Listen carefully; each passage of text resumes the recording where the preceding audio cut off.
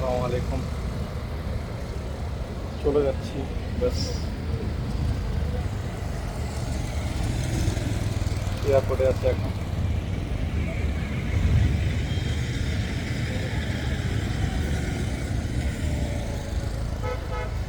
আমার বাচ্চাগুলোর জন্য অনেক খারাপ লাগছে, আসলে কিছু বলার ভাষা নাই।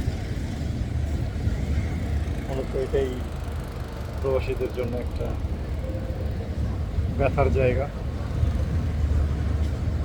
পরিস্থিতি ভালো থাকলে অবশ্যই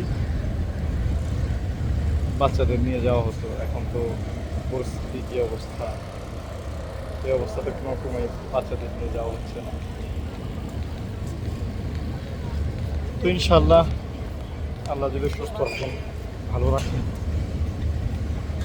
আবার 5 মাস পর 6 মাস পর ভাই বোনের সাথে, ভাগ্নিদের সাথে, আমার বাচ্চাদের সাথে, ওয়াইফের সাথে, সবার সাথে দেখা হবে। আল্লাহ সুস্থ রাখুক, ভালো রাখুক, সবাই দোয়া করবেন। এটা আমার ফ্লাইট 10:30, তো ইনশাআল্লাহ আমি তাইচা পৌঁছে সুন্দরবন। এখন ভিতরে যাব।